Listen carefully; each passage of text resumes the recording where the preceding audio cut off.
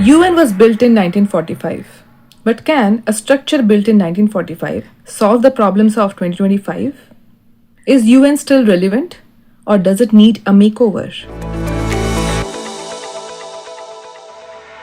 Let's find out the answer with Chai with Current, your force multiplier for civil services preparation, especially for the paper of General Studies. UN was built to create peace, to maintain peace throughout the world. But recently, with recent things which are going on, we can see that it is not able to do so. It remains quite helpless and paralyzed.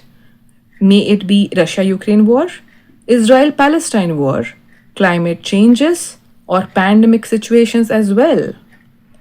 The question remains, why? Maybe the structure is outdated. If the structure is outdated, what do we need? A reformulation of the entire structure. Maybe because there are 5 permanent members of the UN Security Council. All of these hold permanent seats and most importantly, the veto power. Maybe we need to reformulate it. So number 1 that can be done, restructuring of UN, is expand the Security Council. Powers which are important right now, like India, Brazil, Germany, Japan, which did not have say when Security Council was being built, they can be included into the Security Council. They can be given a permanent seat as well to represent the Global South. The African Union, all of them needs representation. Expansion of the Security Council will help in that. Number 2, the restricting of the veto power needs to be done. Because in case of genocide and war situations as well, the countries, the 5 permanent members can actually use the veto power and let their own things get done, which is not going to help us, right? Third thing which can be done is democratize the decision-making process.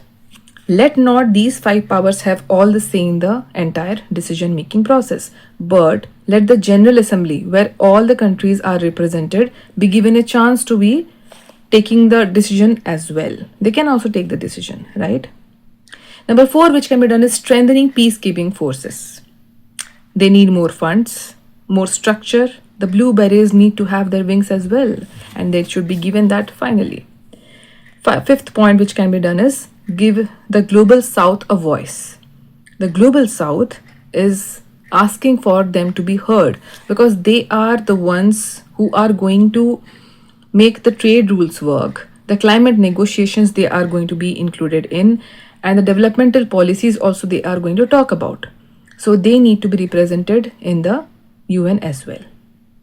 What we need to do is, UN is still going to work. It is still relevant. We just need structural changes in it.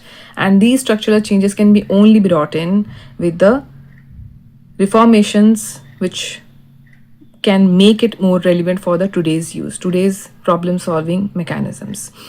Here, if we do not do this, it will just become a debating club instead of a problem solving institution. With UNAT, United Nations is trying to restructure its organization, but it is more driven by the lack of finances, lack of resources, and all those things. We need to think about it from a more democratic process.